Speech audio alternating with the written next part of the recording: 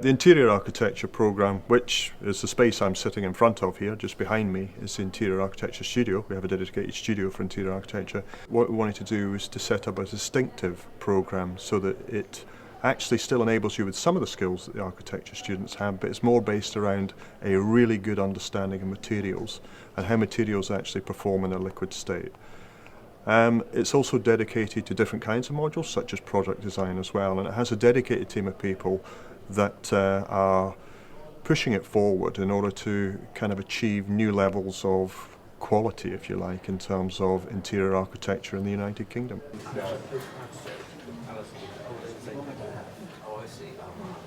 Okay, interior architecture operates between architecture and product design. It's a new discipline and it covers the experiential side of buildings. If you want, architects design the buildings, the environment in which we live, we work, but interior architects are particularly trained to find out, to learn from us and then to design the quality of that experience. Their project will vary from commercial architecture to more private domestic spaces. The program is an undergraduate program, and the students that graduate from interiors will then move to work in a wider professional field. In order to do that, sometimes they operate directly from the degree, and sometimes they carry on studying on postgraduate level in one of our masters or in another master which specialized. Interior architecture at Brookes is one of the founding members of Interior Educators, which is the highest platform for education in the UK in this discipline. And the work we do is recognized both academically and professionally. One of the most important parts of interior architecture is to measure and represent subjective perception. So in these panels that I have here, you can see how they have to reinvent many things, and they cannot just use conventional architectural representation. What we put in our drawings, what we put in our models, is the ability to capture it, the experience, the feeling of the user in architecture. One thing that we do, we experiment with materials. Those materials are not the traditional materials for architecture.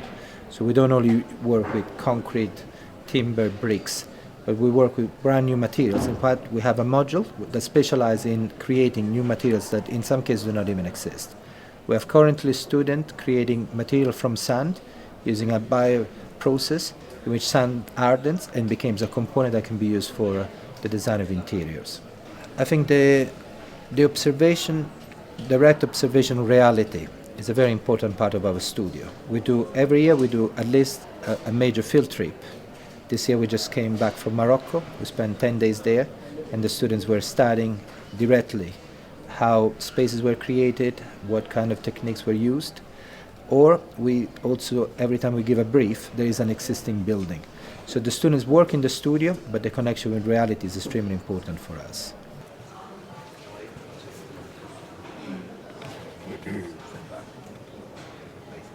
So the students during the course, they develop both the ability to make drawings and the ability to make models and prototypes. And here we have two panels, and they are panels that the students make for the end of the year exhibition that we have in London as graduate students. And you can see how there is real materials that they have used, manipulated, and then there is the representation of that.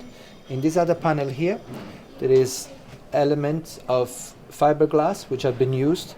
The model were developed first as paper model, and the students have used a more easy material to capture shapes and forms, and then they move on to more sophisticated materials that are actually real. This is extremely important for us because we do not want just to work on representation paper or computer work. We want always to combine reality and digital. This is an example of students' work. They took normal salt, ordinary salt, and they mixed it with water and with a chemical compound, and they built this sculpture. The most important part of the project, however, is not the shape of the form, but is what it does with light. When the sculpture is lit, you can see that the differences in the texture of the element are much more important than the superficial qualities. That's what we try to work with the students, not just on what things look like, but what they're made and what is their depth.